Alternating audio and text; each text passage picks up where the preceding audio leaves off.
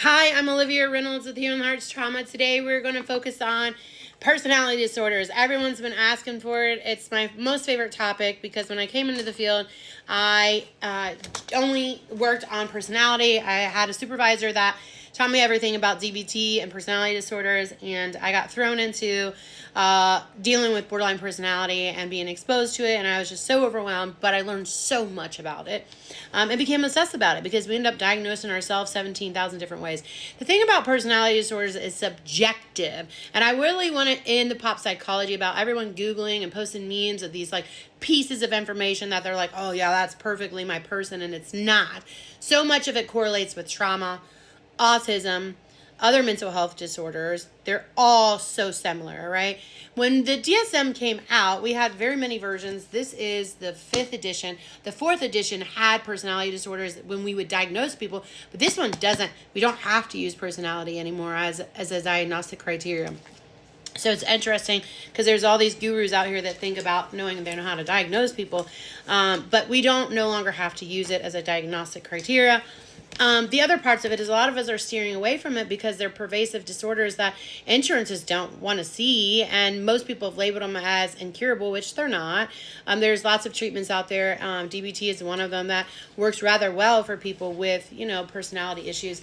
That is it even personality? It's more so trauma that I've learned, right?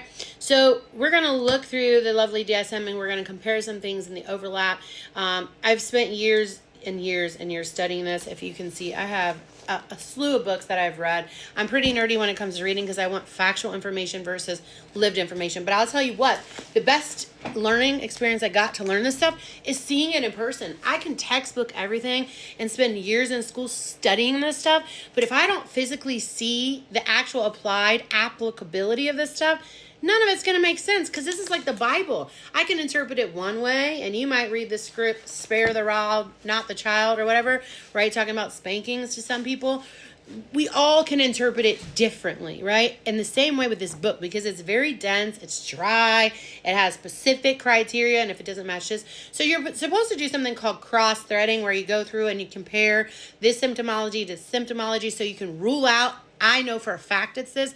The other part, I'm going to quickly explain that when you walk into my chair, my job, if you're using insurance, is to diagnose you in the first session. A lot of us will use adjustment disorders or something very unspecified, just because we don't want to label you with something right away if we're not 100% sure that you meet this specific criteria. And who does? We're all so innately different. There's no way any of us fit in one box, right? So when we talk about personality, everyone has personality, right? We're born into a world of these lovely people again, and trauma, nature versus nurture. What happens first? Is it actually, are we born with personality, or does our personality develop based on learned environment, right? So cluster B is what we're looking at today. Everyone is online.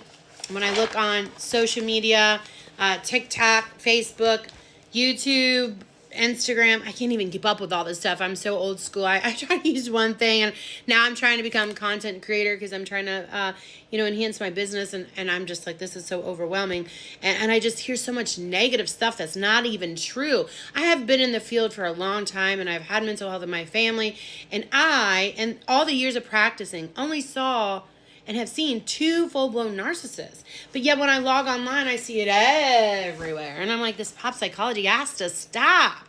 It's so untrue. So untrue. Most of it is relation to trauma, right? So when we look at narcissism, there are 2 sides. Overt versus covert, right? And then we actually have people that fit into the category of antisocial personality disorder, psychopathology, as well as histrionic. I mean, there's so many different things. I could literally diagnose myself with all of them. I have traits of each one of these. Does it mean I have the disorder? No. But people would call me a narcissist because I go online and brag on myself sometimes. Well, I'm learning to work on my self-esteem, right? I used to have a shitty self-worth because, a lot of people have told me negative things about myself through the years, and I've had to work hard on making sure that I am aware of who I am. Now, the forefront of this is whether or not when I brag about myself and my accomplishments, am I putting other people down or underneath of me because of it, right? Am I grandiose thinking because I'm bragging on myself and I'm assertive and I'm confident now that I'm saying you couldn't ever date me because of this? Never. I don't look at people's resume when I date them. Yes, I want to make sure that they have certain qualities and things that I like and certain types because that's what I'm attracted to. But doesn't mean if they worked at McDonald's that I wouldn't love them or date them. I want to date a good person, not somebody that is going to be full of themselves and mean to me because of those things. So yes, we all have our types and interests and things like that. But grandiosity would mean that because I think I've achieved all this, therefore no one else could sit next to me on the throne. Baloney. That's grandiosity. And that's when someone that has bipolar disorder potentially can get grandiose too, right? But someone like Trump, he's my favorite one to use when we talk about narcissism because outwardly he looks like an overt narcissist. Or you look at extrovertism, right? We're just very out there. We say things. We put ourselves in front of the line. We don't care. So we're quick to be able to be analyzed by people. But that doesn't mean you're dealing with a narcissist. There's so many things enriched in trauma and attachment that a lot of people, when they experienced a toxic trauma bond with someone, you could try to figure out all these labels. So narcissistic personality disorder. It has Part A pervasive pattern of grandiosity in a fantasy or behavior. So this isn't real. This is imagined. I once upon a time had a client who was a successful person in the football arena, and they really believed that they were the most talented person, better than anyone else, and no one else could do the job better than them. Now, if you really believe that about yourself and you have this fantasy idea, then we might question some things. But just because I brag or say I'm this or that doesn't mean I'm the best. I know I'm not the best at anything. I need to improve on a lot of things, right? I'm the best psychotherapist and I'm not the best knowledgeable person about this stuff. But I do know enough about it to say I think I got a sneaking suspicion that I could have a good conversation with some other people about this, but I don't presume to be the most knowledgeable on personality disorders, right? Because it's subjective. There's no way possible. So we're going to look at the grandiosity.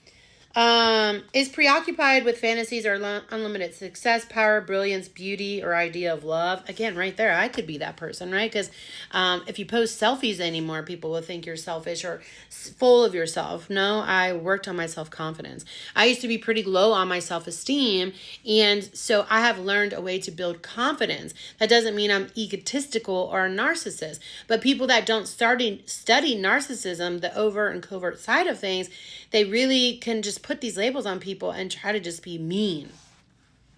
Believe that he or she is special and unique and can only be understood or be associated again by certain people, like my crowd of people. If you looked at my crowd of friends, I have people of all sizes, shapes, types, just a grand amount of different people because I like to be exposed culturally to a whole world of different people. I don't hang out with just specifically people that are in grad school with PhDs. Like, my life would be so boring. I want some complexity in my life, or not complexity, but culture, right? Difference. Requires excessive admiration. Well, so can people who are histrionic. So are people with poor self-esteem. Some of us with attachment issues, we like to feel valued or appreciated or people to love us. Doesn't mean we're a narcissist because we have one of these traits. Has a sense of entitlement. I mean, who doesn't sometimes, right? Once you've achieved so much, we feel there's a difference of entitlement in the sense of like, I better be served my food hot or cold or, on a silver platter or else, right? Like, again, that could just be a lot of different reasons. These doesn't make us narcissists. And I'm going to have to make another video because it's hard to cram this in one session or one video because there's a lot to this and you guys are putting out content and so much so quickly. So this is part 1. We're going to come back to part 2.